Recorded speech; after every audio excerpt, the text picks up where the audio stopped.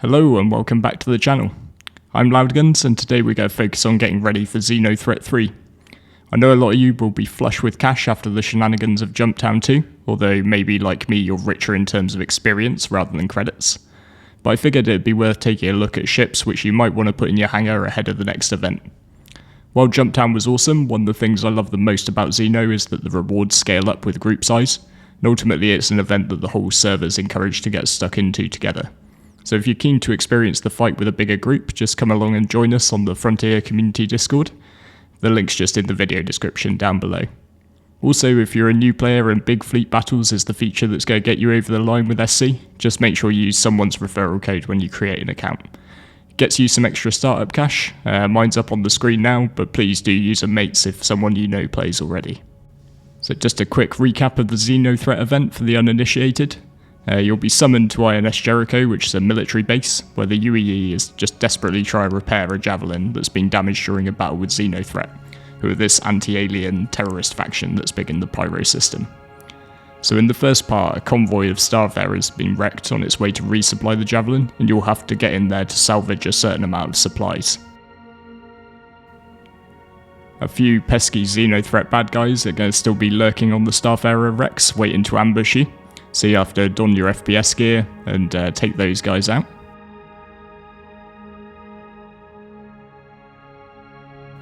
And then once you got the Starfarer wreck secured, you're going to have to get these boxes and load them onto a waiting support ship to ferry them back to Jericho and resupply that javelin. All the while this is happening, XenoThreat are going to be sending waves of ships at you, both trying to disrupt your loading activities, and also trying to blow up the already damaged javelin while it's in dock at Jericho. So you're going to want a fair number of combat ships to fend them off.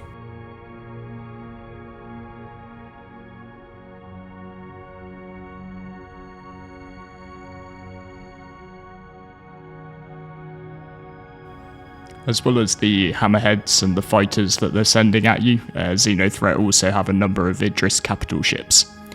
So within this we're also going to want to think a bit about ships which might be able to take them on in a bit more of a specialised way. And in Phase 2 it's all about the combat, so assuming you've completed the first stage and got that javelin resupplied, it will join you in glorious battle against XenoThreat. So they'll bring 3 Idrises along with a swarm of other ships. And if you failed in Stage 1 then you're on your own. So with this in mind, I'm splitting the video into 3 sections to cover general combat, anti-capital and support ships. Just note that this isn't by any means exhaustive, you can use everything you like in this event. Even if you're sat in a starter ship like the Aurora or Mustang, you can still pitch in and make really good money. All I would say is you might have more fun crewing up with someone in the larger ships. The event encourages multiplayer interaction, so just keep an eye on all chat for people looking for turret gunners, etc. Also, let someone who has a better ship for the job go ahead and do it. It's about working together and the rewards are really good regardless of exactly what you personally cash in. So don't get in a fight with your comrades in the CDF over who gets to take the boxes out of the wrecks, that's just quite embarrassing to watch. So without further ado, let's start taking a look at the ships, and just if you are interested, I've included loadouts, so links to Urkel for all of these ships I'm going to mention. So first up within general combat is my go-to light fighter this patch. The Gladius is the UEE's favoured fighter, manoeuvrable, punchy, but a bit more forgiving with its 2 shields. So these ships will be really good for taking on the fighter screen that XenoThreat put out. They field a lot of Gladiuses and Sabres, so the speed and flexibility of a light fighter is going to be really useful. And if forgiving isn't particularly your thing, then you can always pick up an Anvil Arrow, which fills much the same slot. Assuming you go full laser repeaters on both, the Arrow's 2 size 3s and 2 size 1s will output slightly more DPS than the Gladius's 3 size 3 guns, but it does only have 1 shield, so this is going to be a little bit more fragile. Both ships will set you back around about 1 million credits.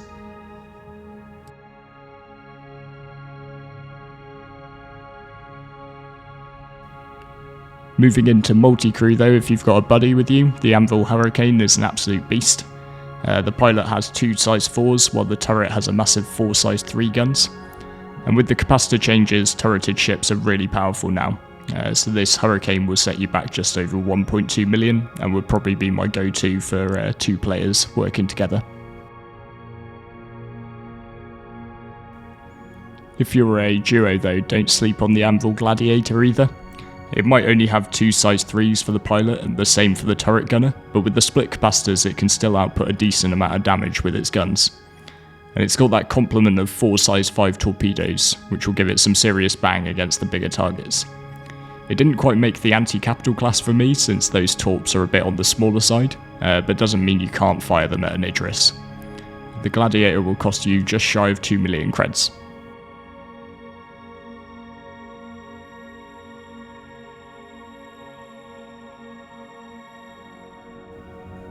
Also packing the size 5 torps, this time it's 3 of them, is the Vanguard Harbinger.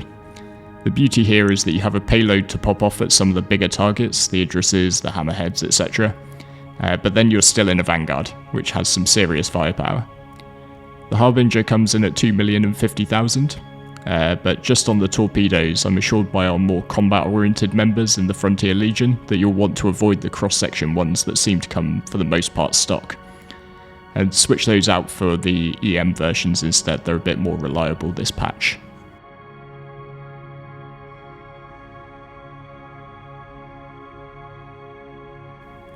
Of course, if you don't care about the torpedoes, then the Vanguard Sentinel is also a good option at 2,012,000. That makes it the cheapest entry point for this series.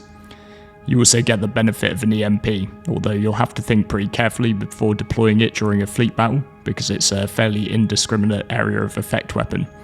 And given all the UEE Navy and other players flying around, you could easily just find yourself on the wrong side of the law.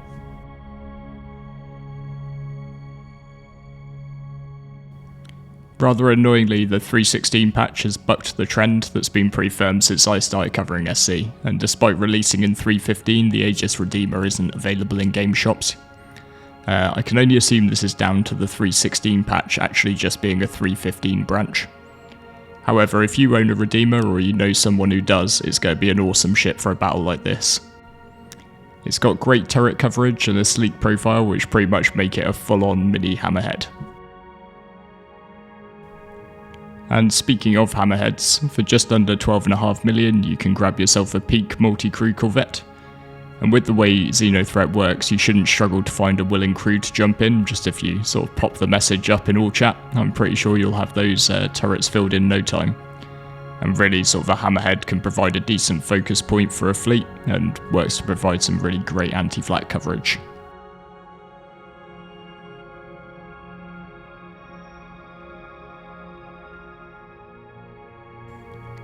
So now we come to the ships more equipped to take on those XenoThreat Idrises, and where better to start than the Aegis Eclipse Stealth Bomber.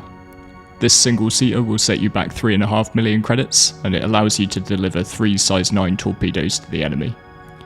Keep in mind though that you don't have much else, so while you'll be able to drop a huge alpha strike, you'll then be jetting back to the nearest station to rearm.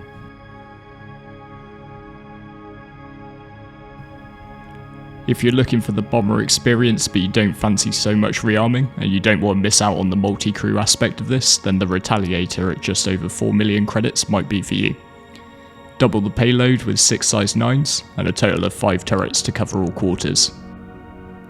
And while the guns on it are a mixture of dual size 2s and dual size 3s, post those capacitor changes, don't underestimate that, that's still an awful lot of DPS to output. A ship that's caused much uproar in the community, and another way you'll be tied to pledge rather than UEC until next patch, is the Crusader Ares Ion. And I understand full well why people are annoyed at the changes to the gun's accuracy, but if you're firing this thing at an Idris, I don't think it should matter too much.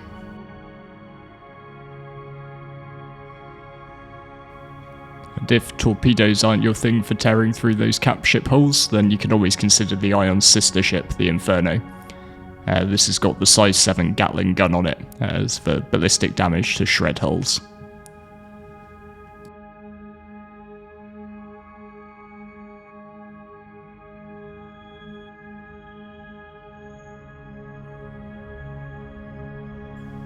And finally, if all the pew pew isn't for you, and you're more keen to jump in on salvaging the wrecks, then I've just got a couple of suggestions for support ships. My standout one though would be the MSR. To me, it's got the perfect balance of agility and size, allowing you to get nice and close to the wreck for loading. durability with its 2 size 2 shields, and cargo with a decent, easily accessible bay. And if you factor in the pilot-controlled guns and the 2 turrets for your crew, then it's got enough firepower to keep the XenoThreat fighters off your back, so it's a really well-rounded package. At just under 5 million, I'd say this is a really good investment. But if that's a bit too steep for you, then as with all things in Star Citizen, you can always rely on a Drake Cutlass Black. So at 1.4 million, it's a decidedly more wallet-friendly option, and the side doors can make loading the boxes a dream. However, be a bit more careful with this, it's only got that 1 size 2 shield, so you're going to be a lot more reliant on your pew-pew friends to keep those bad guys off you. So I hope this was a useful prep for XenoThreat, but like I say, there are definitely options I've missed, so do let me know what you're thinking of using in the comments. I know I left the Carrack off, having a medbed on board for when you're doing the FPS is really powerful, but I'm still a bit mentally scarred from an incident where a mate of mine was trying to park such a massive ship next to a Starfarer wreck, and he kept knocking it, causing it to spin. It was somewhat disorienting for those of us trapped inside waiting by the door.